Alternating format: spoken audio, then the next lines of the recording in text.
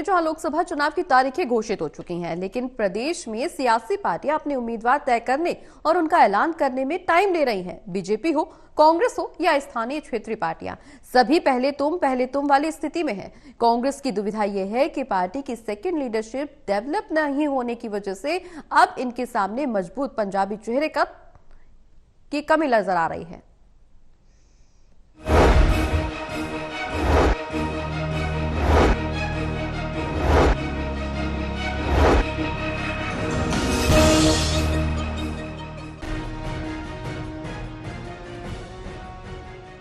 हरियाणा की 10 लोकसभा सीटों पर मतदान छठे चरण में यानी 25 मई को होने के कारण सियासी पार्टी को अपनी कारगर रणनीति बनाने और सोच विचार करने और उम्मीदवार फाइनल करके इसका ऐलान करने का वक्त मिल गया है।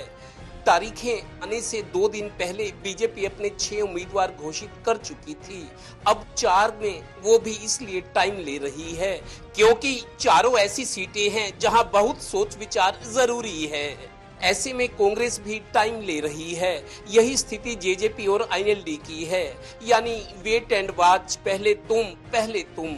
बात करें तो कांग्रेस पूरी तरह कॉन्फिडेंट है। हम अपने सही समय पे करेंगे। हमें एक आचार संहिता लगने के का तो कोई कंडीशन नहीं है। चुनाव में तो लिस्ट नामांकन के एक दिन पहले भी आ सकती है। तो कांग्रेस पार्टी सही समय पे सही उम्मीदवार मैदान में उतारे। गौरतलब है कि हम जिनकी बात कर रहे हैं, बीजेपी अपने 6 उम्मीदवार घोषित कर चुकी है। 4 भी जल्द होने की उम्मीद है। शायद वो कांग्रेस का इंतजार कर रही है।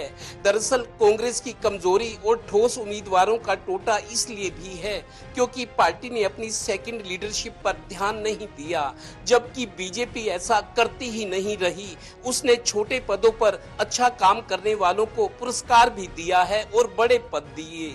एक वक्त में कांग्रेस के पास प्रदेश में पंजाबी नेताओं की मजबूत कड़ी और लीडरशिप थी, सिखों की भी थी, पर सेकंड लीडरशिप डेवलप ना करने के कारण और इसी गलती से मजबूत उम्मीदवारों का कांग्रेस टोटा झेल रही है। खैर, लगता है जेजेपी का पूरा ध्यान अब विधानसभा चुनाव पर है, इसलिए वो पूरी 10 लोकसभा सीटें लड़ने के बजाय अपना प्रभाव रखने वाली कुछ ही सीटों पर चुनाव लड़े। आईएनएलडी भी शायद पूरी ना लड़े क्योंकि विधानसभा की लड़ाई इनके लिए भी इससे बड़ी है। चलिए देखिए, वेट एंड वॉच का भी समय तो खत्म होता ही है। Haryana bureau, total news.